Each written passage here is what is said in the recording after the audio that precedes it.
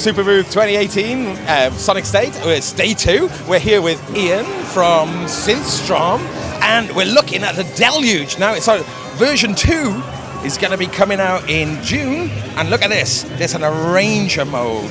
Look at this. There's a timeline. I've not seen a timeline in any product like this before. So this is quite exciting. Ian. Hello. How are you? The Deluge. Yes. Oh man. Where do we start? Wow. Well, firstly, New Zealand isn't particularly known for its music tech products.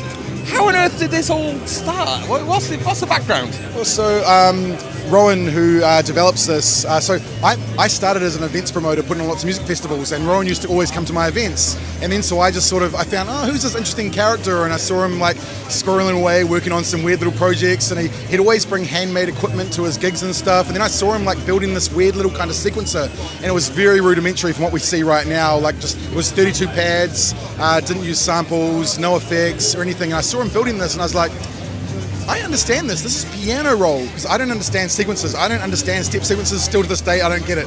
and so he built that because he didn't understand them. And then so I had to play with what he was working on. It's like, I just read 5 songs in like 20 minutes. Like, man, people need this. So I just then just started helping develop it and showing people what do we need in this. Where do we go now? Right. You know? So I mean, like, when did the Deluge first appear? So like, was it last year? I think October 2016 was when we launched it. Right. And then the first units shipped just over a year ago, I think March or April 2017. Okay. And we've seen update after update now, haven't we? Yeah, I mean, we've been doing an update every 3 to 4 months generally, trying to like keep it at 3 months. I mean, for me, that's the most important thing. And it's just like, the community and our users are the most important part of this community. And it's like, and they took a big risk on us when they bought a product that didn't exist. So it's like, we will never forget that. I get a little bit emotional thinking about it. Nice. So for us to like go, oh, look, thanks everyone. Here's more features, more features, more features, more features. Yeah. So, I mean, like, in a nutshell, I'm looking at like this kind of, this little sheet here with all the kind of features. This is you could start by saying it's a sort of groove box, it's a sequencer, it's like a sampler, it's effects, there's synthesizer engines in here too. So it's like it's a complete workstation. Yeah. I mean, I guess we look at it as a portable workstation. Portable workstation. Yeah, Right, no, cool. totally. I mean, I think Groovebox kind of immediately has those kind of like, it's almost like a toy, it just has a few features. We're like, you know what? This is your computer away from your computer. Okay, cool. Basically. So, in terms of how many tracks can you run simultaneously? So, you can set up as many tracks as you like are ready to play, but as far as simultaneously run at the same time, you can run up to 64 unaffected kind of sample voices or 64 kind of basic synth voices. Okay. So obviously the more complex they are, the minimum. But I mean, like, so we've recently overhauled the CPU and RAM as well, which is like, you can get a lot playing. We don't have a lot of people who like struggle with them, especially now. Okay, that's cool. Yeah. So the version 2 software then, we mentioned it's going to be coming out in June. Yeah, exactly. Can you just talk us through what those new features are going to bring? Exactly. So the key one, as you showed, is this new arranger view, which allows you to lay out your clips and instances in a timeline moving from left to right. But one of our favorite things about it is you can jump in between our classic loop view, where you can now just play the tracks loop based, and then whenever you like, just jump back to the timeline again, and you can scroll along, work out where you want to go back into your timeline, go, that seems a nice place, and then immediately, not immediately, when that current loop is finished, it'll bring back into the timeline. This is scarily looking like the hardware Ableton box that everyone's been wanting for years. So I've spent the last year like scouring forums and just noticing that the one major narrative with hardware sequencers is they don't have a decent song mode. No. It's like everyone complains about it. Yeah. And our users as well were complaining about our song mode. So we're like, okay, let's just do this right. So I spent probably 6 months researching every song mode for every hardware sequencer over the past like 30 years, also software sequencers, and like going, what are they missing? What can we do? And so there's like lots more of this than like another feature we really like about it. So when you're actually constructing your song, so there's a couple of mind-blowing things we do, right?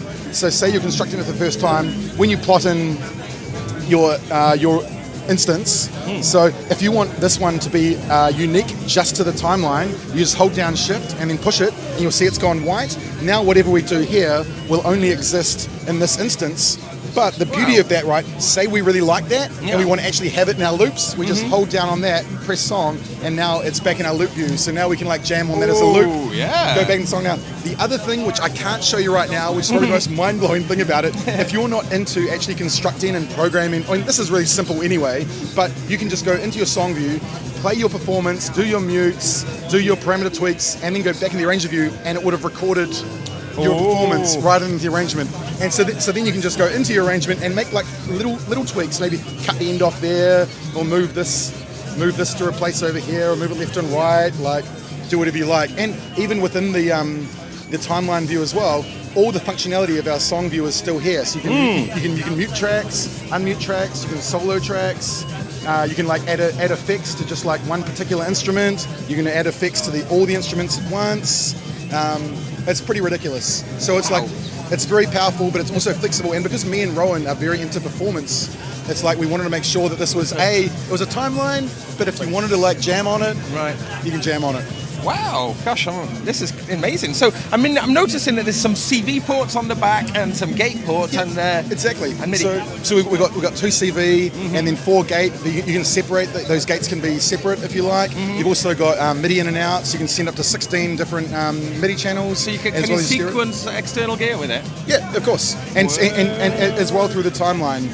As well, it's pretty insane. Plus, you've also got the built-in mic, and you've got a line-in, so you can sample through either of those, and also you can process your line-in source as well. So you can set the line-in to be an oscillator, which means you can still use all the entire synth engine on top of your line-in source, which a lot of our users do. They use this as the last in the chain of their synths and run everything through it. Wow, cool.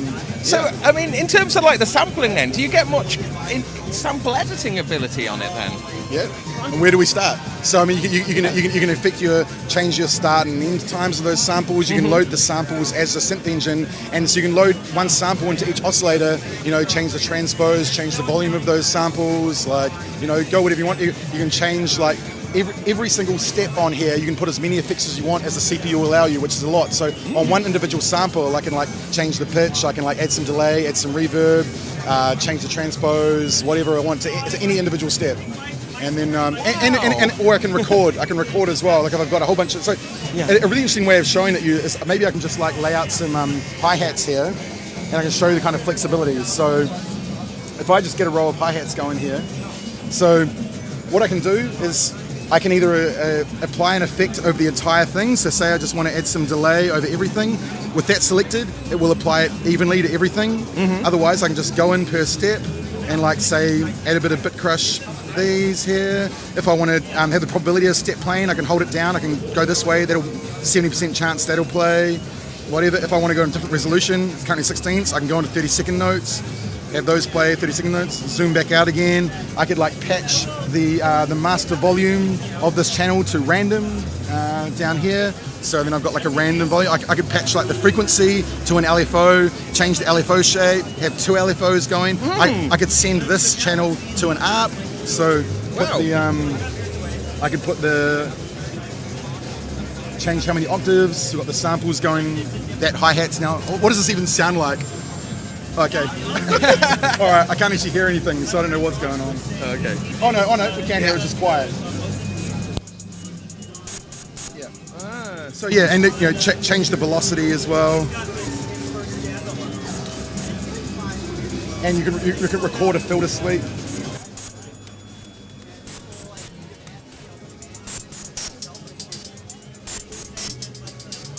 So yeah, so that's just on hi-hats. This is incredible. I'm super impressed with this.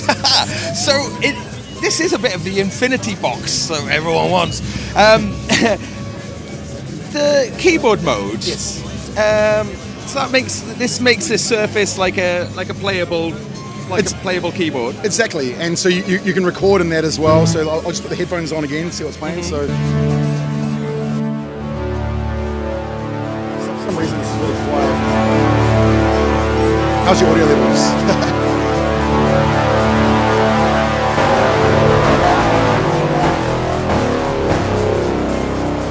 And if you want to record, and you can just record your performance into that.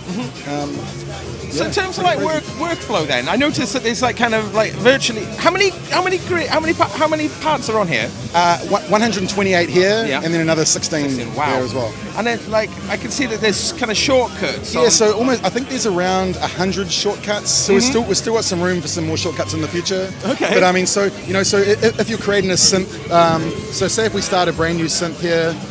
We can go, choose our oscillator type, so we can square, saw, we can use the input source, we can choose a sample. If we do a sample, for example, we can then go browse. So for our first oscillator, I've listened to this, what's going on, so say I'll use that, I can then go to oscillator 2 type, I can set that to a sample as well, browse that, choose a different sample. So I've now got that, and I can change, each oscillator, I can change the transpose.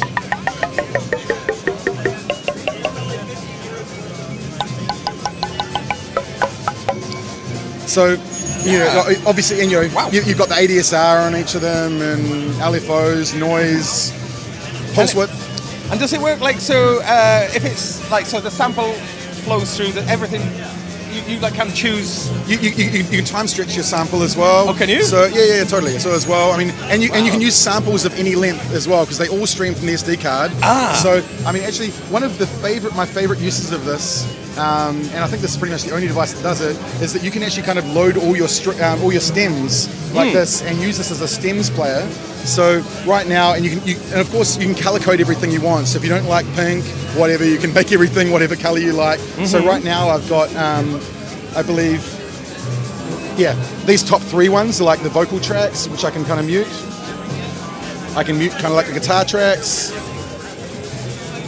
Bring that vocal back in again.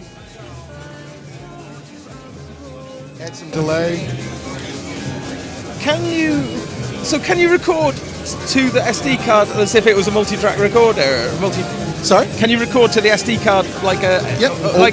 All you need to do there is press record and then play, and then that'll start recording at the start of the track. Then whenever if you do the same thing again, it'll record when it gets to the end. So obviously because this is like a 4-minute track, it's going to wait till the end. Right. Or you can just force it to stop right then. So now you can load that up in a new kit, and so you can just, if you want to resample like short things, you can do that. So that if you ever find you're hitting CPU limits, you might want to like resample like your crazy weird effects and then load that as a new kit. Yeah. Wow. Cool. Is that recording to internal memory, or can it record to the same SD card that you've got the samples? So it's recording to the SD card. Yeah, basically. So you can't save anything to the internal memory. No, right. So you can put a 32 gig SD card on there, which is enough. 32 gigs is generally enough. Wow. Gosh. So okay, just returning back then to the version 2 software. So we've talked about the new arranger mode. That's clearly the headline. Any other new little bits that we can? So there's lots of little improvements. For example, so a thing that annoyed a lot of our users in our old version is that the effects tails were cut off when you were switching between tracks. So for example, we've removed that now, and that was actually quite a bit of work to get done. So now effects tails will just continue for as long as you want. And we've also added a new filter on here as well. So we've now got like a kind of analog emulator filter. So I can show that. I'll load something. I think I've got it loaded in 29. So this is our current filter and like a basic synth. If I play.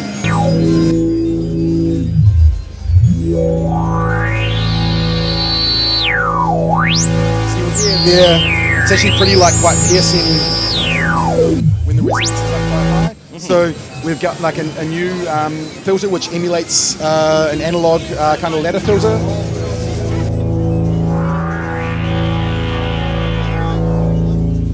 So it's way softer. Smoother, I should say, not softer. It's got a little bit more growl on the bottom end as well. So it's sounding super quiet through there, but hopefully you can raise the levels a bit. So that's accessible just by flicking through here. You can go for a 12 dB, 24 dB, or drive is the new filter. Okay, cool. Yeah. So just to explain a little bit about the the kind of the structure? If you were to create a new project, for instance, how do you browse projects? You go like new. Okay. Okay. So if you're loading a song you've already got, so you can scroll through all your different saved tracks here. Let's go load one, maybe 11. See, so this is loading a song. So green means the tracks were muted, red is unmuted. You can add more tracks to any existing song. It's just in piano roll style, so you can add in notes, whatever. Scroll up and down to access higher notes. If you want to add a kit, so if you want to access the samples, you can so it comes with 30 drum kits loaded, including I think the first 15 are classic kind of drum kits, the next 15 are like random sample packs. You can load all your own kits as well. And this way, you can preview the samples here, and then you just play them into the grid, as I showed you before with that hi-hat sample anyway. And yeah, so you can have an unlimited amount of tracks kind of ready to be played. And then and now you can set the priority of them as well. So if there is a case where you do have like 20 tracks playing and you're like, I always want to have this, you set the priority high, low, medium. Yeah. If you do find it's ever like voice stealing. And you can also start like dialing back things, like you control the amount of unison detune or whatever, or like pull things back. And there's some things that are more CPU intensive than other things. For example, like we have two different delays on here. So we've got like a digital delay and then like an analog emulator delay. So the analog emulation uses quite a lot more CPU. So again, there's things you can do to pull back. Time stretching uses a lot of CPU. But we like to pretty much leave things. If you want to make it sound crazy, we'll let you make it sound crazy. We won't stick any like kind of arbitrary restrictions on there. We'll let you push that CPU to the absolute limit, to the point that we let you like limitless with the BPM. So you can just like go up to 10,000 or down to 1. Or BPM. Yeah. And the beauty of it is you have effectively almost unlimited redos and undos and redos as well. So if we just go into a new track, say we're playing this and we go crazy, we can just hit back, and now we can just go back to where we were. Okay. Which is like a really, really fun thing to do. And again, right. So and so I can go back and remove those tracks as well. And there's copy and paste on there as well. And another new feature as well is you can now move. You can move notes left and right, and you can choose the resolution as well. Like if you want to go to finer resolution, you can like just move them little down small nudges. Again 64th. And a new feature, we've also removed quantize as well. Or you can set the quantize. So if you want to quantize 16ths, 32nds, 64ths, or remove the quantize altogether.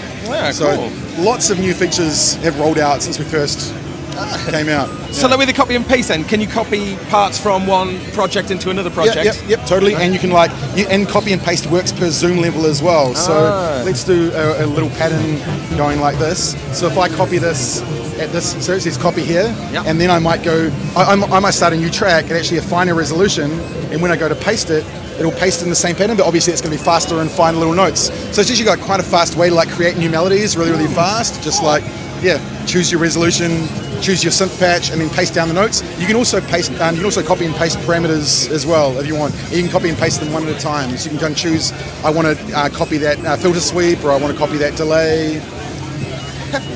Whatever. Okay. Wow. Yeah. So I mean, really, there is an incredible depth to this. It's pretty insane. Yeah. I mean, so probably one of my favorite little things about it actually is this cross screen feature here. Right. So say we're doing like a little kit, and you want to make it really long. You can just hold down shift and push this, and it doubles it immediately. You go to the zoom level you want to be, and see we've got 2 now. I'll make another couple. So you'll see I've now, and it says up top we've got 4 bars now, and it shows me one of each. If I go to cross screen, anything I do in this frame will now go to every other frame. So if I hit those, it'll now do that all over them. And again, I can remove things as well, and it'll remove them from all of them. And if I take cross screen off, I can now go into an individual screen and make individual edits. Amazing. And how long a patterns can you create on it then? Is a 4-bar pattern being the maximum? There's literally no limit. Oh, you're kidding. So look at this. We're at 128 bars, 2 for 6 bars, 5 12 bars, 1,000. And then at some point it's just like, that's kind of crazy. Okay. So I mean, I think some of our users are making tracks that are regularly doing like 200 bars in length, and they actually, so before the arranger mode came out, a lot of people were using that functionality to like create an arranger. really long tracks. But now the arranger sort of just kind of takes that to the next level. And because now as well, we have iterations in here as well.